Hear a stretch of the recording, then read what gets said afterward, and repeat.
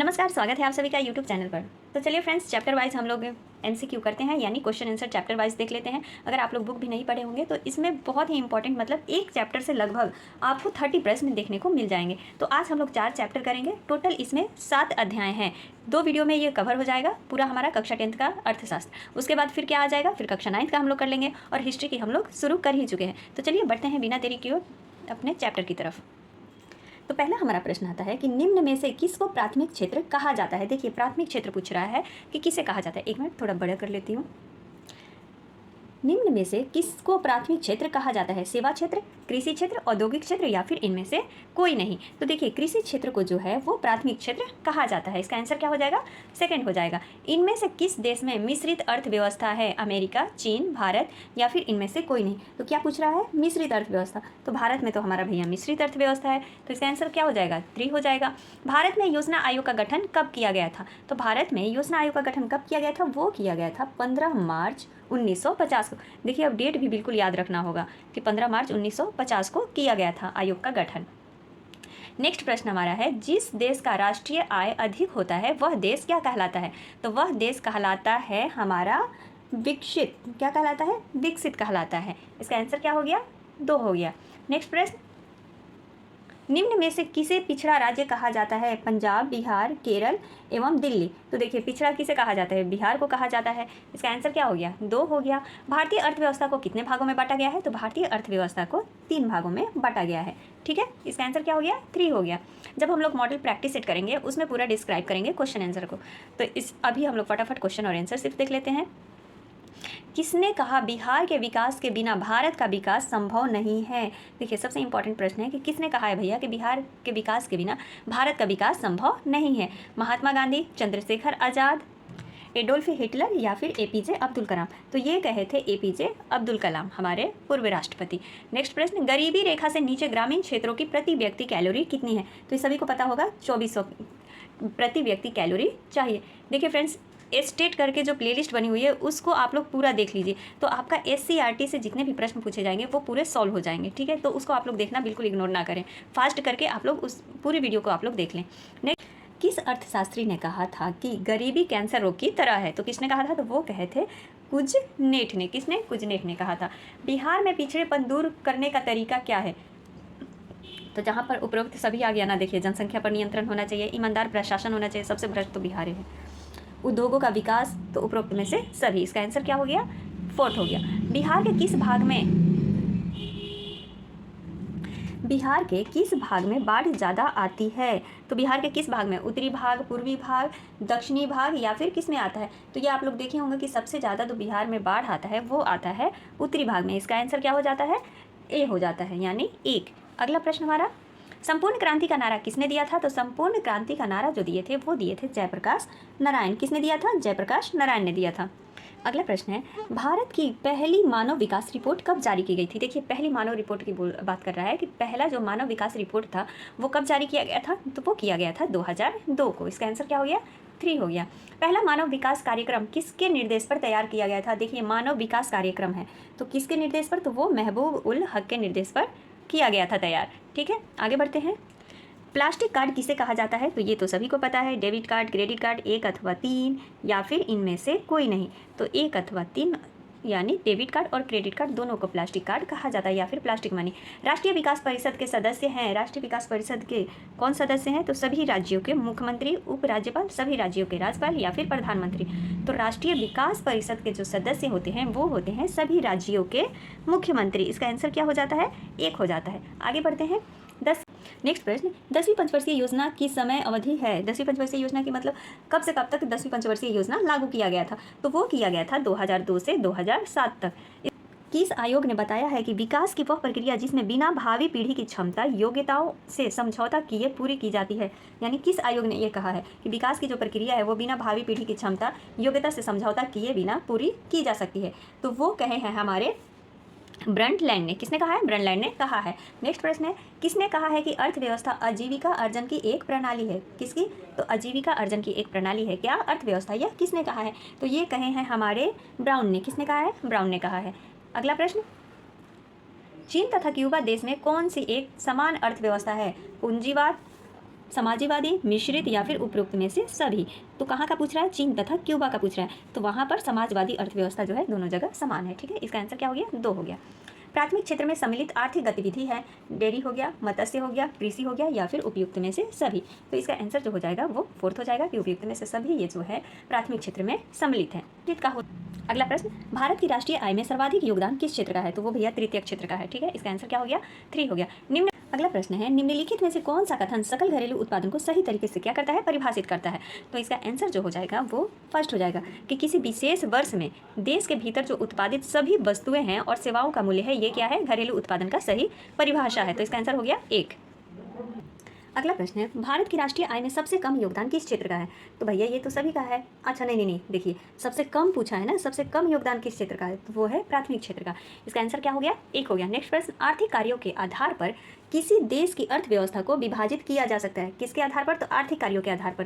प्राथमिक क्षेत्र, द्वितीय क्षेत्र, तृतीय क्षेत्र या फिर उपयुक्त में से सभी। तो सभी को विभाजित किया जा सकता है आर्थिक कार्यों के आधार पर।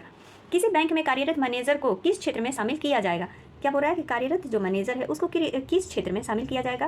प्राथमिक क्षेत्र, द्वितीय, तृतीय या फिर उपयुक्त में से सभी। तो किस में शामिल किया जाएगा? तो वो शामिल किया जाएगा तृतीय क्षेत्र में, जो मैनेजर कार्यरत है किसी भी बैंक में। नेक्स्ट प्रश्न, भारत में प्रक्षण बेरोजगारी सामान्यता दिखाई देती है। कौन सी बेरोजगारी? प्रक्षण बेरोजगारी जो सामान्यता है वो कहाँ दिखाई देती है? तो वो दिखाई देती है कृषि क्षेत्र में। इसका आंसर क्या हो गया?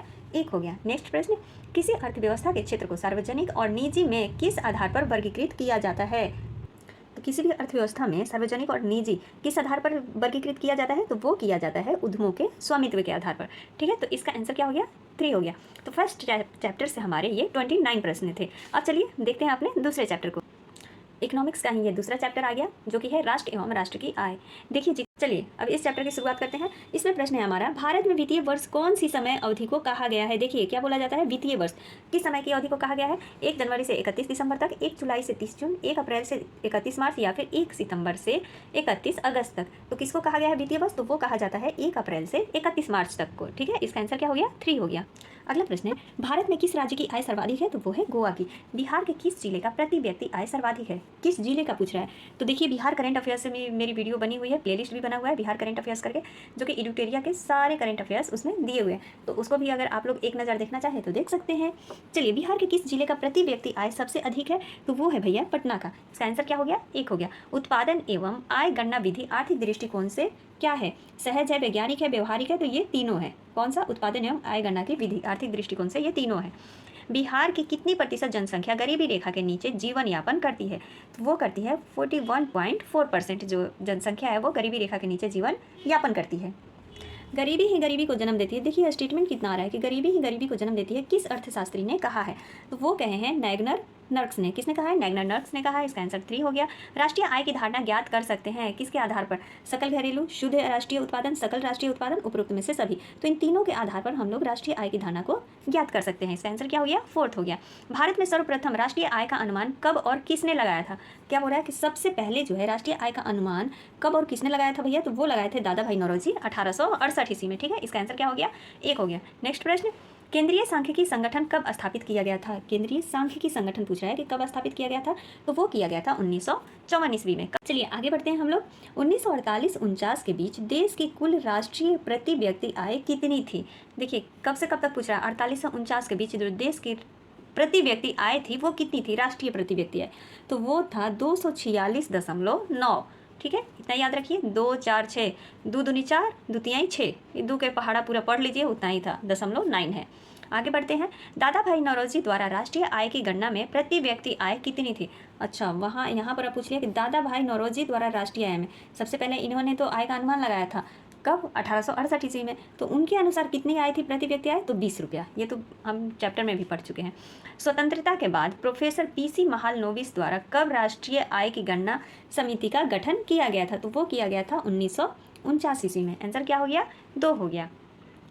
अगला प्रश्न है 1948-49 में देश की कुल राष्ट्रीय आय थी कितनी थी? तो वो थी 8,650 करोड़। इसका आंसर क्या हो गया? 1 हो गया। अगला प्रश्न है हमारा, राष्ट्रीय आय वार्षिक उत्पादन का वह भाग है जिसका उस वर्ष के अंतर्गत प्रत्यक्ष रूप से उपयोग किया जाता है। किसने कहा है कि प्रत्यक्ष रूप से जो है उसका उपयोग किया जाता है? ये किसने कहा? तो ये कहे हैं प्रोफेसर फिशर ने। आंसर क्या हो गया? एक हो गया। बिहार में न्यूनतम प्रति व्यक्ति आय वाला जिला कौन सा है? न्यूनतम सबसे कम प्रति व्यक्ति आय वाला जिला कौन सा है? वो है शिवहर। और सबसे अधिक वाला पटना। किसके आधार पर किसी देश को विकसित या विकासशील कहा जाता है? जनसंख्या, क्षेत्रफल, राष्ट्रीय आय, एक या दो? तो देखिए फ्रेंड्स, किसके आधार पर किसी भी देश को विकसित या विकासशील हम कह सकते हैं, तो उसके राष्ट्रीय आय के ऊपर ही कहेंगे। इसका आंसर क्या हो जाएगा? 3 हो जाएगा। राष्ट्रीय आय का अर्थ है पूरे माह में उत्पादित वस्तु एवं सेवा से है, पूरे वर्ष में उत्पादित वस्तु एवं सेवा से है, दोनों तो एक ही हुआ। पूरे माह में, अच्छा नहीं, देखिए इतनी सा के लिए ही कन्फ्यूज़ हो जाता है और आंसर हमारा गलत हो सकता है। यहाँ पर पूछ रहा है कि राष्ट्रीय आय का अर्थ है तो पूरे माह में उत्पादित वस्तु एवं सेवा से, पूरे वर्ष में उत्पादित वस्तु एवं सेवा से। तो राष्ट्रीय आय कैसे निकलेगा? पूरे वर्ष का ही निकलता है, तो पूरे वर्ष में उत्पादित वस्तु एवं सेवा से है। इसका आंसर क्या हो गया? 2 हो गया।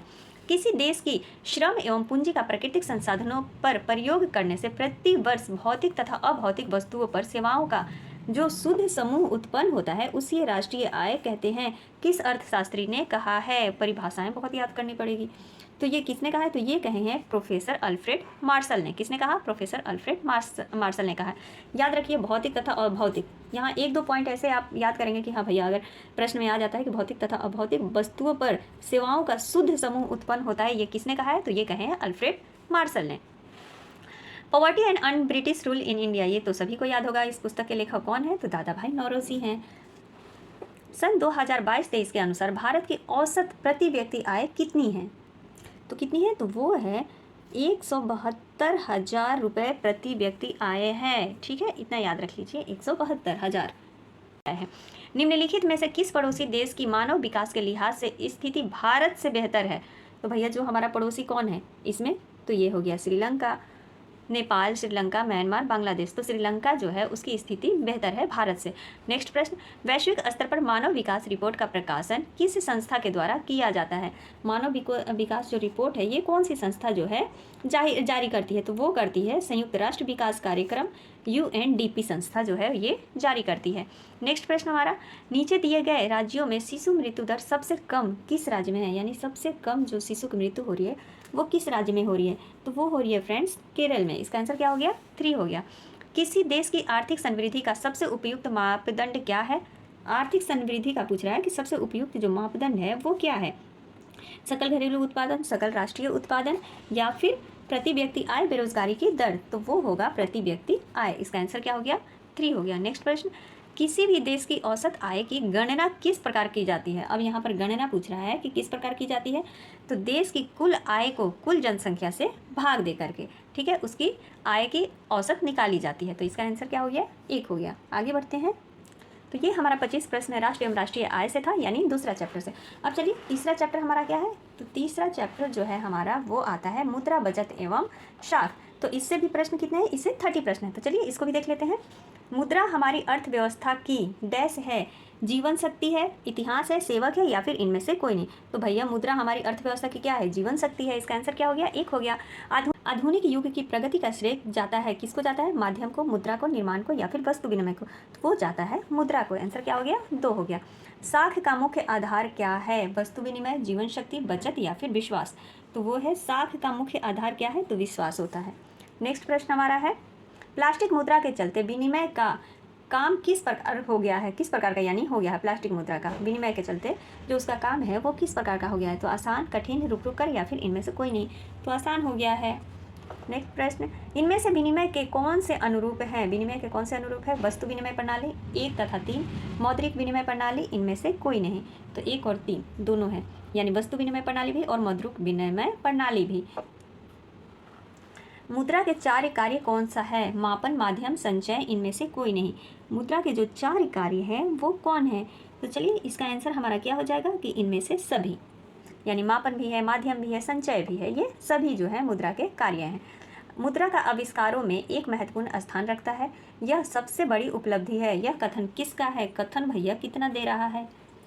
तो मुद्रा के आविष्कार का एक महत्वपूर्ण स्थान है, यह किसका कथन है? क्राउथर, प्रोफेसर हार्टस विट्ठल है ना, एक bits, professor Hartley bits, professor Z, या फिर इनमें से कोई नहीं? तो वो दिए हैं भैया क्राउथर। यह कथन किसका है? क्राउथर का है। अगला प्रश्न, 1 रुपया के कागजी नोट कौन जारी करता है? 1 रुपया का पूछ रहा है कि कागजी नोट जो है कौन जारी करता है? तो वो करता है हमारा वित्त विभाग। वित्त विभाग के द्वारा 1 रुपया का नोट जारी किया जाता है। किसने कहा है कि यदि पैसा हमारी आर्थिक व्यवस्था का दिल नहीं है तो इसे निश्चित रूप से ही इसकी रक्त धारा माना जा सकता है? चलिए देख लेते हैं कि ये किसका कथन है भैया। ट्रेस्टॉक का है, Shrimati Ursula Hicks, doctor bright Singh या फिर इनमें से कोई नहीं। तो ये कथन जो है ये है ट्रेस्कॉट का। किसका है? ट्रेस्कॉट का है। याद रखिएगा कि दिल नहीं है और इसकी रक्त धारा माना जाता है, इस प्रकार से याद कर लीजिएगा कि जहाँ पर भैया ये आ गया, ये कथन किसका हो गया? ट्रेस्कॉट का। एटीएम का पूरा नाम क्या है? Automatic teller machine, automatic time machine, any time money या फिर इनमें से कोई नहीं। तो इसका तो सीधे सीधे आंसर हो गया ऑटोमेटिक टेलर मशीन। आजकल भुगतान किस माध्यम से किया जाता है? पत्र मुद्रा दोनों 1 तथा 3, चेक इनमें से कोई नहीं। तो दोनों से किया जा रहा है आजकल भी। अभी ये थोड़ी ना है कि हाँ भैया पूरी तरह से मुद्रा बंद ही हो चुका है, नहीं नहीं, दोनों से किया जा रहा है। स्वीडन देश की मुद्रा क्या है? स्वीडन देश की मुद्रा क्या है? डॉलर, रियाल, दिनार, क्रोना। तो इनमें से क्या आंसर इसका हो जाएगा? तो इसका आंसर हो जाएगा क्रोना, कि स्वीडन देश की जो मुद्रा है वो क्रोना है। ईरान देश की मुद्रा क्या है? देखिए अगर इसमें दिया है तो ये एनसीईआरटी के बुक में दिया है इसका मतलब, ठीक है, तो इग्नोर नहीं करना है। ईरान देश की मुद्रा क्या है? रियाल, पौंड, दिनार या फिर डॉलर। तो ईरान देश की मुद्रा क्या है? रियाल। देखिए स्वीडन की क्या है? क्रोना है, और ईरान का क्या हो गया? रियाल हो गया। आधुनिक युग की प्रगति का श्रेय मुद्रा को ही है। वाह, फिर कथन। चलिए अगला देखते हैं प्रश्न अपना। आधुनिक युग की प्रगति का श्रेय मुद्रा को ही जाता है। यह कथन किसका है? यह मुद्रा का ही है। मार्शल का, फेंथलर का, ट्रेस्कॉट का या फिर क्राउथर का। तो ये कथन किसका हो गया भैया? तो ये कथन हो गया मार्शल का, कि प्रगति का जो श्रेय है वो मुद्रा को ही जाता है। वस्तु विनिमय प्रणाली की कठिनाई निम्न में से कौन सी एक है? अच्छा, वस्तु विनिमय प्रणाली की कठिनाई पूछ रहा है कि इनमें से कौन सी है? मूल्य संचयन का अभाव, सही बात है, संचय का अभाव होगा तो होगा ही। मूल्य हस्तांतरण की समस्या, आवश्यकता के दोहरे संयोग का अभाव, उपरोक्त में से सभी। तो यहाँ जब सभी दिया है तो सभी होगा। इसकी कठिनाई का कारण क्या है? सभी है। निम्न में से क्रेडिट कार्ड है? तो निम्न में से क्रेडिट कार्ड वीज़ा भी है, अमेरिकन एक्सप्रेस, मास्टर कार्ड, उपयुक्त में से सभी। तो सही है, सभी हैं। इसका आंसर हो गया 4th। मुद्रा का अभाव मांग की मात्रा को घटाता है, बढ़ाता है, समान है या इनमें से कोई नहीं। तो मुद्रा का अभाव मांग की मात्रा को क्या करेगा? बढ़ाएगा ही। तो इसका आंसर क्या हो जाएगा? दूसरा हो जाएगा। किसी देश की आर्थिक प्रगति का सूचक क्या है? मुद्रा, सड़क, शिक्षा या फिर सभी। तो देखिए आर्थिक प्रगति का सूचक क्या होगा? जब किसी भी देश में जब आर्थिक प्रगति है यानी पैसा की कोई कमी नहीं है, तो उसकी मुद्रा, सड़क, शिक्षा सभी क्या है? सभी सही रहेगा, किसी चीज़ की कमी नहीं होगी। आय तथा उपभोग का अंतर क्या कहलाता है? आय और उपभोग का जो अंतर है वो क्या कहलाता है? तो वो कहलाता है बचत। अब जितना आय आप कमा रहे हैं उसमें से जो उपभोग किया उसको माइनस कर दीजिए, जो बच गया वो बचत कहलाया। निम्न साख पत्र के उदाहरण है? बैंक ड्राफ्ट, प्रतिज्ञा पत्र, हुंडी या फिर इनमें से सभी। तो साख पत्र के उदाहरण कौन से हैं? तो इनमें से सभी हो जाएंगे। इसका आंसर क्या हो गया? 4th हो गया। निम्नलिखित में से कौन मुद्रा का कार्य नहीं है? मूल्य का मापन, मूल्य का हस्तांतरण, मूल्य का संचय या मूल्य का स्थिरीकरण। तो क्या पूछ रहा है कि मुद्रा का कार्य नहीं है, तो मूल्य का जो स्थिरीकरण है वो मुद्रा का कार्य नहीं है। नेक्स्ट प्रश्न आते हैं 22वां। सॉफ्ट करेंसी से क्या तात्पर्य है? तो सॉफ्ट करेंसी से तात्पर्य है कि वह मुद्रा जिसके आपूर्ति मांग की अपेक्षा अधिक हो, ये क्या कहलाती है? सॉफ्ट करेंसी कहलाती है। मुद्रा का आधुनिक रूप है? मुद्रा का आधुनिक रूप क्या है? चेक हो गया, क्रेडिट कार्ड, कागजी मुद्रा या फिर उपयुक्त में से सभी। तो मुद्रा का जो आधुनिक रूप है वो सभी है। चेक भी हो गया, क्रेडिट कार्ड भी हो गया, कागजी मुद्रा भी हो गया, सभी। बैंक से ऋण प्राप्त करने में लाभ है? बैंक से ऋण प्राप्त करने में क्या लाभ है? लंबी अवधि हेतु ऋण की प्राप्ति, शोषण का भय नहीं है, कम ब्याज दर पर ऋण की प्राप्ति हो जाती है, उपयुक्त में से सभी। तो ये सभी हो जाएगा, बैंक से ऋण प्राप्त करने का ये लाभ है। अगला प्रश्न हमारा है मुद्रा का महत्व है? तो मुद्रा का महत्व क्यों है? उत्पादन और उपभोग की सुविधा के लिए, विनिमय का माध्यम का कार्य करना, वस्तु विनिमय प्रणाली की कठिनाई को दूर करना या फिर उपयुक्त में से सभी। तो मुद्रा का महत्व ये तीनों है, मतलब इनमें से सभी। ऋण की शर्तों में सम्मिलित है आवश्यक कागजात, समर्थक, ऋणधार, ब्याज दर का निर्धारण, उपयुक्त में से सभी। तो देखिए ऋण की शर्तें में शामिल कौन कौन है? ये सभी है। कागजात भी होने चाहिए, ऋण का धार यानी किस पर आप ऋण ले रहे हो, ब्याज दर का निर्धारण, ये सभी होने चाहिए। इसका आंसर क्या हो गया? 4th हो गया। भारतीय रिजर्व बैंक है केंद्रीय बैंक, सरकारी बैंक, अग्रणी बैंक, वाणिज्यिक बैंक। तो भारतीय जो रिजर्व बैंक है वो कौन सा बैंक है? तो वो है केंद्रीय बैंक। इसका आंसर क्या हो जाएगा? 1। लगातार बढ़ती कीमतों की प्रक्रिया होती है? मंदी, मुद्रास्फीति, अति उत्पादन या फिर मुद्रा स्फीति, तो लगातार बढ़ती कीमतों की प्रक्रिया क्या होती है? मुद्रास्फीति होती है। इसका आंसर क्या हो जाएगा? 2 हो जाएगा। आगे बढ़ते हैं। हवाला क्या है? किसी विषय की पूर्ण जानकारी, विदेशी मुद्रा विनिमय का अवैध कारोबार, शेयर बाजार की प्रतिभूतियों का अवैध लेन देन या फिर कर अपवंचन। तो हवाला क्या है? तो हवाला जो है वो विदेशी मुद्रा विनिमय का अवैध कारोबार है। ठीक है, अवैध कारोबार है। ठीक है, याद रखिए, विदेशी मुद्रा का। इसका आंसर क्या हो गया? दूसरा हो गया। एंड लास्ट प्रश्न इससे तीसरे चैप्टर से हमारा, कि भारत में मुद्रा जारी करने का कार्य करती है भारतीय रिजर्व बैंक, केंद्रीय सरकार, राज्य सरकार या फिर इनमें से कोई नहीं। तो कौन करता है? भारतीय रिजर्व बैंक करता है। तो देखिए फ्रेंड्स, अगर आप लोग चैप्टर नहीं भी पढ़े हैं और इस प्रकार के चैप्टर वाइज क्वेश्चन देख लेते हैं तो आपका चैप्टर में से कुछ प्रश्न तो कंप्लीट हो रहा है ना जी, तो बहुत इंपॉर्टेंट है। चलिए अब चौथे चैप्टर देख लेते हैं। चौथा जो चैप्टर है हमारा वो है हमारी वित्तीय संस्थाएं। ये किसकी है? कक्षा 10th की, इकोनॉमिक्स की सब्जेक्ट की। ठीक है, चलिए अब इसको देखिए। गैर संस्थागत वित्त प्रदान करने वाला सबसे लोकप्रिय साधन है, तो कौन सा है? वो है देसी बैंकर। इसका आंसर क्या हो गया? 1 हो गया। अगला प्रश्न, इनमें से कौन संस्थागत वित्त का साधन है? क्या पूछ रहा है कि इनमें से जो है कौन संस्थागत वित्त का साधन है? सेठ साहूकार, व्यवसायिक बैंक, रिश्तेदार, महाजन। तो कौन है? तो वो है व्यवसायिक बैंक। आगे बढ़ते हैं। भारत का केंद्रीय बैंक कौन है? Reserve bank of India, state bank of India. तो ये तो सभी को पता है, रिजर्व बैंक ऑफ इंडिया जो भारत का है केंद्रीय बैंक है। राज्य में कार्यरत सहकारी बैंकों की संख्या कितनी है? सहकारी बैंकों की पूछ रहा है कि जो राज्य में कार्यरत है वो सहकारी बैंकों की संख्या कितनी है? 50, 75, 35 या फिर 25। तो वो है फ्रेंड्स 25। ठीक है, इसका आंसर क्या हो गया? 4th हो गया। अगला प्रश्न, दीर्घकालीन ऋण प्रदान करने वाली संस्था कौन है? दीर्घकालीन ऋण पूछ रहा है तो वो है भूमि विकास बैंक। ये सबसे लंबे समय के लिए क्या करती है? ऋण प्रदान करती है। नेक्स्ट प्रश्न है, सहकारिता प्रांतीय सरकारों का हस्तांतरण विषय कब बनी थी? 1929 में, 18 में, इनमें से कोई नहीं, या फिर 1914 में। तो इसका आंसर जो हो जाएगा इनमें से कोई नहीं। और कमेंट्स में आप लोग बताइए कि ये कब बनी थी। एक क्वेश्चन का आंसर तो कम से कम कमेंट्स में आप लोग दीजिए। देश में कार्यरत क्षेत्रीय ग्रामीण बैंक की संख्या है। कार्यरत, देखिए देश में अब ये पूछ रहा है, उस समय क्या पूछा था? राज्य में कार्यरत सहकारी बैंकों की संख्या कितनी है? तो 25 थी। अब यहाँ पूछ रहा है कि देश में कार्यरत क्षेत्रीय ग्रामीण बैंकों की संख्या कितनी है? 190, 199, 192 या फिर 196। तो वो है 196, 196। व्यवसायिक बैंक का राष्ट्रीयकरण कब किया गया? 1966, 1969, 1980 या फिर 1975। तो व्यवसायिक बैंक का जो राष्ट्रीयकरण है वो कब किया गया था? तो वो किया गया था 1969 ईस्वी में। इसका आंसर क्या हो गया? दूसरा हो गया। अगला प्रश्न है, भारतीय रिजर्व बैंक की स्थापना कब की गई थी? तो ये तो सभी को पता होगा, 1 अप्रैल 1935 को किया गया था। 10वां प्रश्न है हमारा, स्वयं सहायता समूह में सदस्यों की संख्या कितनी होती है? स्वयं सहायता समूह में पूछ रहा है सदस्यों की संख्या कितनी होती है?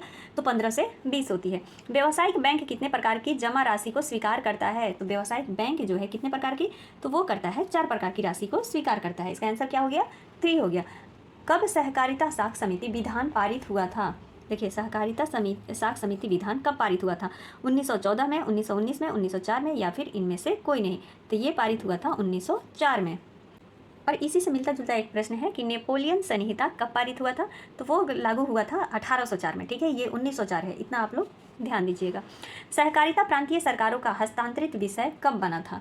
कब बना था भैया सरकारों का हस्तांतरित विषय? 1914 में, 1904 में, 1919 में या फिर 1925 में। तो ये बना था 1919 में। क्षेत्रीय ग्रामीण बैंक की स्थापना भारत में कब हुई? क्षेत्रीय ग्रामीण बैंक की स्थापना जो है भारत में कब हुई है? तो वो हुआ है हमारा 1976 ईस्वी में। कब हुआ? 1976 में। राज्य स्तरीय वित्तीय संस्थाएं के प्रकार हैं 2, 3, 4 या फिर 5। राज्य स्तरीय पूछ रहा है कि वित्तीय संस्थाएं के जो प्रकार हैं वो कितने हैं? तो वो है फ्रेंड्स हमारे, कहा गया आंसर 1, 2। इसका आंसर क्या हो जाएगा? 1 हो जाएगा। किसी भी देश का मेरुदंड माना जाता है, किसी भी देश का मेरुदंड यानी बैकबोन किसे माना जाता है? तो वो माना जाता है वित्तीय संस्था को। किसको माना जाता है? वित्तीय संस्था को माना जाता है। भारतीय पूंजी बाजार ऋण उपलब्ध कराती है अल्पकालीन, दीर्घकालीन, न्यूनतम या फिर मध्यांतर। तो वो करवाती है दीर्घकालीन। भारतीय जो पूंजी बाजार है वो ऋण कैसा उपलब्ध करवाती है? तो लंबे समय के लिए उपलब्ध करवाती है। किनके द्वारा सूक्ष्म वित्तीय संस्थाओं का प्रयास सराहनीय है? प्रोफेसर यूनुसुफ के अनुसार फिरोज अख्तर, यूनुसुफ, आदिल खान या फिर इनमें से कोई नहीं। तो सूक्ष्म वित्तीय संस्थाओं का जो प्रयास सराहनीय है वो है प्रोफेसर यूनुसुफ का। किसका? यूनुस का। केंद्रीय बैंक का उदाहरण है, केंद्रीय बैंक का कौन सा उदाहरण है? SBI है, UCO है, PNB है या फिर इनमें से कोई नहीं। तो केंद्रीय बैंक का जो उदाहरण है वो इनमें से कोई नहीं है, क्योंकि भारतीय रिजर्व बैंक को केंद्रीय बैंक माना गया है, तो इसलिए इनमें से कोई नहीं होगा। बिहार में कितना प्रतिशत जनसंख्या गाँव में निवास करती है? तो बिहार में कितने प्रतिशत भैया? तो वो करती है 87% जो जनसंख्या है वो गाँव में निवास करती है। तो आज के लिए फ्रेंड्स 4 चैप्टर ही, और दूसरी वीडियो में ये पूरा चैप्टर हम लोग कवर कर लेंगे, यानी साथ ही पूरा अध्याय है ना इकोनॉमिक्स में, कक्षा 10 में। तो 4 हम लोग कर चुके हैं, 4 चैप्टर से MCQ, 5, 6, 7 को हम लोग अगली वीडियो में कवर कर लेंगे। तो चलिए मिलते हैं अगली वीडियो में, तब तक के लिए आप सभी का दिल से धन्यवाद। Thank you.